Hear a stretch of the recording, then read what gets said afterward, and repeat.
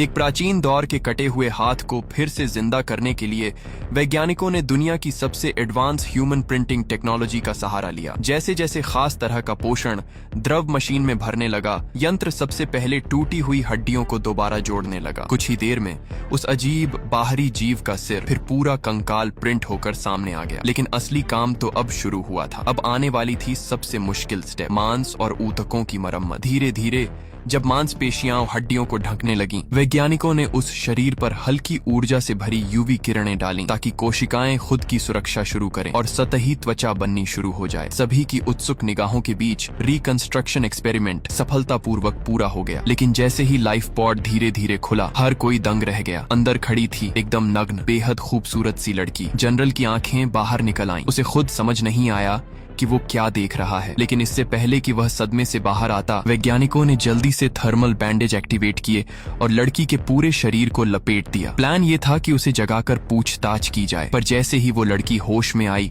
और खुद को उस ग्लास पॉड में कैद देखा, वो घबराहट में पागल सी हो गई। मुंह से वो कोई अनजान अजीब भाषा बोल रही थी जिसे कोई नहीं समझ पा रहा था। जब तय हो गया कि ग्लास अंदर से तो नहीं टूट सकता, जनरल पहचान कार्ड लेकर उसके करीब पहुंचा और बोला, अगर बाहर आना है तो इंसानों से बात करना सीखना होगा। लेकिन उसकी बात खत्म भी नहीं हुई थी कि लड़की का चेहरा अचानक बदल गया। वो जनरल को जंगली दरिंदे की तरह घूरने लगी और गरज पड़ी। एक ही झटके में जनरल को ढेर कर दिया, उसका कार्ड छीना और ग्लास चैम्बर खोलकर बाहर निकल आई। आसपास का माहौल देखते हुए वह जल्दी ही एक वेंटिलेशन डक्ट ढूंढती है और वहां से भाग निकलती है। लेकिन उसे नहीं पता था कि मानव सभ्यता अब कितनी आगे बढ़ चुकी है। वह नजारा देखकर ही सन्न रह गई। उड़ने वाली टैक्सियों से भरा आसमान, हाईटेक ट्रैफिक जो हवा में तेजी से दौड़ रहा था, वह एक ऊंचे प्लेटफॉर्म पर आकर अटक गई। जरा सी गलती और सीधा मौत। इतने में पुलिस भी पहुंच गई और उसे घेर लिया। मजबूरी में उसने जान दांव पर लगाते हुए सीधे नीचे छलांग लगा दी। सोचा, इतनी सारी उड़ने वाली गाड़ियां हैं, कोई तो उसे पकड़ लेगी। और सच में एक फ्लाइंग टैक्सी से वो जा टकराई। ड्राइवर इतने जोरदार तरीके से डर गया कि लगभग कंट्रोल खो बैठा। कड़ी मशक्कत के बाद वह कार को किसी तरह स्थिर करने में सफल हुआ। गुस्से में पीछे मुड़कर उसने जो देखा, उसकी आंखें ठिठक गईं। लड़की की खूबसूरती ने उसका गुस्सा एक सेकंड में ठंडा कर दिया। ड्राइवर का नाम था कॉर्बन। पहले एक बेहतरीन युद्धपोत अधिकारी था, लेकिन रिटायरमेंट के बाद उसकी बर्मी बीवी ने उसे कंगाल कर छोड़ा। अब टैक्सी चलाकर पेट पालता था। लड़की को देखकर उसे लगा मानो ऊपर वाला खुद उसके लिए कोई तोहफा भेज रहा हो। वह चिंतित होकर पूछता है, तुम ठीक हो ना? लेकिन लड़की तो किसी और ही दुनिया की भाषा बोल रही थी। बाडा बूम, बिग बिग बाडा बूम। बातें ऐसी कि कोई अर्थ ही नहीं निकल रहा। मजेदार बात, ये भाषा असल में डायरेक्टर ने खुद बनाई थी और शूट के आखिरी दिनों में मिला जोवोविच और डायरेक्टर इसी भाषा में बात कर लेते थे। तभी अचानक फेडरल एजेंट टैक्सी तक पहुंच जाते हैं। कहते हैं अंदर एक गैर कानूनी पैसेंजर है। पहले तो कॉर्बन झंझट में नहीं पड़ना चाहता, दरवाजा खोल देता है। लेकिन जैसे ही लड़की की आंखों में आंसू देखता है और उसका मासूम डर, वह पिघल जाता है। सोच समझकर वह बड़ा फैसला लेता है, भागने का। वह टैक्सी को मोड़ता है और सीधे एक सुनसान पुरानी बिल्डिंग की ओर चला जाता है। तेज चढ़ाई लेते ही पीछे वाली पुलिस कारें भिड़कर टूट जाती हैं। मुश्किल से पीछा छुड़ाया ही था कि सामने दर्जनों पुलिस गाड़ियां फिर से रास्ता रोक लेती हैं और गोलियों की बरसात शुरू कर देती हैं। जान बचाने के लिए कॉर्बन टैक्सी को शहर के निचले हिस्से की गरीब बस्तियों में ले जाता है। आखिरकार पीछा छूट जाता है। सुरक्षित जगह पहुंचकर वह लड़की से पूछता है, तुम रहती कहाँ हो? लड़की बस इतना बोलती है, अमिताभ अमिताभ। उसकी टूटी फूटी भाषा में यही निकला। डांटा मिलाने पर कॉर्बन उसे एक पादरी फादर विटो के घर लेकर जाता है। फादर लड़की की बांह पर बने रहस्यमय प्रतीक देखकर तुरंत पहचान जाते हैं, यह वही है, पांचवां तत्व। वह कॉर्बन से कहते हैं, इसे प्यार से जगाना, मैं कपड़े बदल कर आता हूँ। कॉर्बन तो कंफ्यूज हो जाता है, लेकिन अपनी तरफ से नर्म तरीके से उसे जगाने की कोशिश करता है। यदि आप इस वीडियो का अगला भाग देखना चाहते हो